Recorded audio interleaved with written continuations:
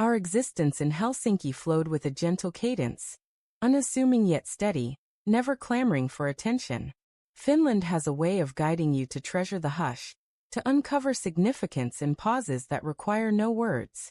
For years, our modest flat in Kallio served as a sanctuary of this tranquility, where we savored unpretentious meals, alternated visits to the downstairs sauna, and occasionally stood by the window, observing trams slip by on somber winter nights. I thought this was sufficient. I believed we possessed what many yearned for, a reliable rhythm, a soft kind of unity. Yet quiet can conceal realities. What I viewed as solace, she began to perceive as a widening void between us. The change crept in quietly, almost unnoticed. She started staying late at her workplace or the library, explaining she needed room to reflect. On weekends, while I found contentment chopping wood at our cottage near Espoo, she opted to remain in the city, gravitating toward lively cafes and animated gatherings with friends. I didn't object. In Finland, you respect shifts in temperament without probing. I granted her space, believing it preserved our equilibrium. Our dinners turned mechanical, predictable, rye bread, salmon stew, or sometimes roasted reindeer I'd sourced from Lapland. We still sat facing each other, but her eyes wandered, caught by her phone or fixed on the kitchen clock. My simple inquiries, about her day, her sister, met with shrugs, curt replies, or faint sighs. Even in a culture that prizes brevity, the stillness between us grew dense, suffocating. Helsinki's winter intensified the cold. January cloaks the city in frost, where you depart for work in shadow and return in it, snow silencing the world until it feels suspended. I've always cherished this, the muted trams, the harbor encased in ice, the bundled walks through biting chill. But that year, the heaviness bore down on me. Even sharing a room with her, I felt galaxies apart. Her habits shifted more starkly. She spent evenings out, citing work meetings or yoga sessions in Kamppi. I reassured myself this was ordinary, that people need their own corners. Yet deep down, I saw she no longer anticipated returning home. She'd enter, slip off her boots, hang her coat, and pass by me as if I were part of the decor. There were no quarrels, no raised voices, just a gradual fraying, like ice softening before spring, silent until it shatters. At night, she'd lie in bed, endlessly scrolling, her back turned to me. I'd gaze at the ceiling, tracing faint lines in the plaster, trying to pinpoint when she last chuckled at my subtle wit or looked at me with affection. One Saturday, I proposed a ferry ride to Suomenlinna, a tradition we'd held dear early on. She claimed exhaustion. The next weekend, I suggested chasing the aurora in Rovaniemi. Too much effort, she dismissed. That's when I realized I was alone in trying to stitch together what was unraveling. Our friends noticed too. At a midsummer lakeside gathering, grilling sausages and sipping beer by the fire, she sat apart, engaging only with others. A friend quietly asked me if all was well. I nodded, as is our custom. You don't broadcast personal struggles. But the truth was undeniable. The fractures weren't about silence or routine. They stemmed from her withdrawal, and I, in my persistence, thought more distance would mend it. By autumn, her absences grew more pronounced. Fridays she was gone, saying she needed solitude. Those words stung sharper than any dispute. In Finland, such statements are plain unembellished. She was crafting a life separate from mine. I waited, hoping it was temporary, but weeks stretched into months. I made one last attempt, securing tickets to a Sibelius performance at Finlandia Hall. Music that once bound us. She attended but sat rigidly, her gaze distant, as if confined in an unwanted place. Her thank you afterward was courteous, aloof, the kind reserved for acquaintances. That night I knew, she was no longer my partner, just someone occupying the same space, breathing the same air, but living elsewhere. I didn't challenge her. My father's advice lingered. If it's broken and they won't repair it, you don't force it together. You release it. I held on to hope, waiting for her to turn back, to share a story or pour me wine without prompting. She didn't. The silence, once our common tongue, became a wall, no longer uniting but separating us. One unremarkable evening, with Helsinki's streets dim and snow-laden, I left work early, eager to surprise her, to show I still cared. On the tram, I planned a modest dinner, grilled salmon, potatoes, dill, hoping it might kindle something. I carried a small market bag, imagining her walking in, the aroma softening her. Before reaching the door, I texted, "I'm on my way home." Her reply halted me on the icy steps. "No need. I want to be alone." At first, I thought it was a fleeting request, a need for a few hours. But I reread it. The words were precise, cutting, clear. In Finland, we don't veil intent with niceties. She meant it. My presence was no longer desired. I stood there, breath misting in the chill, the grocery bag heavy. The tram's hum faded, leaving her words echoing in my mind. She didn't ask when I'd return or suggest later. She sought solitude, and in that instant, I realized I had become the opposite of her calm. I didn't knock. I didn't call. I turned away, the wind stinging my face as I walked. My heart thudded, not with rage but with understanding. There was nothing left if she could so plainly ask me not to come home. I roamed past shuttered kiosks and glowing cafes, their warmth mocking the cold within me. At the harbor, where ice edged the dark water, I leaned against the railing, the grocery bag now pointless. I dropped it into a bin, the gesture final, like locking a gate. That night, I took a room in a guest house near Kamppi. The walls were bare, the bed firm, but it was mine. I lay awake, her words replaying, but I didn't weep or fume. I simply understood. She wanted peace, and I could grant it. Not for a night, but permanently. The next morning, I went to work as usual, carrying my briefcase, greeting colleagues, responding to emails. Outwardly, nothing had changed, but inside, the thread binding me to her had snapped. That evening, I didn't board the tram home. Instead, I rented a small furnished flat in Tulo. Days passed without her messages, and I sent none. The silence was colder than Helsinki's air, but it spoke clearly. She thought she sought peace, but peace isn't found in absence. It's crafted in shared moments, in quiet togetherness. She had mistaken my constancy for restraint, and I, honoring her wish, gave her the solitude she desired. Weeks later, I realized her rejection had liberated me. I no longer bore her dissatisfaction. Her words, "I'm on my way home. No need," carried the raw truth of our marriage. I had loved her in my Finnish way, through dependability, presence, and understated devotion. She saw it as confinement. So I stepped back, not in anger but in honesty. I didn't call, didn't ask why.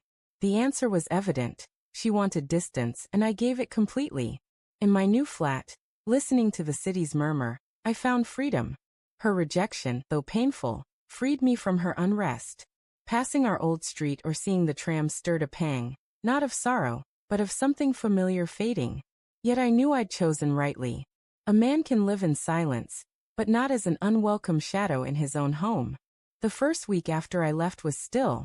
She didn't reach out, nor did I. She might have thought I was proving a point, that I'd return once my pride settled. But I wasn't resisting, I was listening. She had her solitude, likely feeling relief at first. No more small talk over meals, no more questions about her day, no more of my footsteps in the flat. She could sprawl in bed, cook what she pleased, leave dishes untouched. But silence shifts. What feels like freedom can grow heavy, like fog that lingers. I settled into my Tulo flat, modest but enough, with a bed, a desk, and a window facing the street. I filled evenings with walks by the frozen bay, boots crunching on ice, watching couples under streetlights. I didn't envy them, but I felt the weight of my solitude, a solitude I chose, and in that choice there was dignity. For her, the flat grew too vast. A mutual friend mentioned she'd called it oddly empty, quieter than she'd anticipated. She hadn't foreseen how my absence would resonate. The empty chair, the cold side of the bed, the missing coat on the rack. She'd sought peace, but peace without companionship became loneliness in disguise. Winter tightened its hold, the long nights enveloping Helsinki. I imagined her by our old window, staring at the tram tracks, the city moving while her world stood still. Finnish winters amplify solitude, the darkness and snow stripping away distractions, leaving you bare with your thoughts. That was her reality now. Her peace had become her confinement. Meanwhile, I found my own rhythm. I visited the community sauna, where steam and silence with strangers eased my burden. I fished on frozen lakes near Espoo, the cold wind sharp but vital. She, though, had traded stability for distractions. Work, yoga, coffee, but returned to a flat that echoed with absence. Her regret grew, not in words to me, but in hints to friends, small admissions of the void she'd created. Months passed, and she reached out with pretexts, a query about mail, then documents. They weren't about those things. They were attempts to reconnect without admitting fault. I responded briefly, offering only facts, respecting the boundary she'd set. At gatherings, friends noticed her fading light. She who once brightened rooms now sat quietly, her eyes lingering on couples, heavy with unspoken regret. One night, a friend said she left a dinner early, claiming illness, but I knew it was the weight of her choice. My absence, which she hadn't expected to be permanent, had become a wound she couldn't ignore. For me, the pain dimmed. Her absence became like the cold, a fact you adapt to. I didn't push back or plead, as she might have expected. I vanished, and that silence spoke louder than any argument. Her flat, her bed, her life carried my absence in every corner. She'd thought she wanted freedom, but she'd lost the steadiness I brought, the quiet strength she'd dismissed. In Tullow, my flat became more than temporary. It was liberation. No half-empty glasses, no shoes signaling her presence but not her heart. I brewed strong coffee, walked to work through icy streets and cooked for myself, mushrooms, perch, or simple rye bread with cheese. These meals tasted better, free of tension. I rediscovered joys, hiking in Nuxio National Park, fishing with a colleague, Thursday saunas in Espoo where men shared sparse words and plunged into icy water.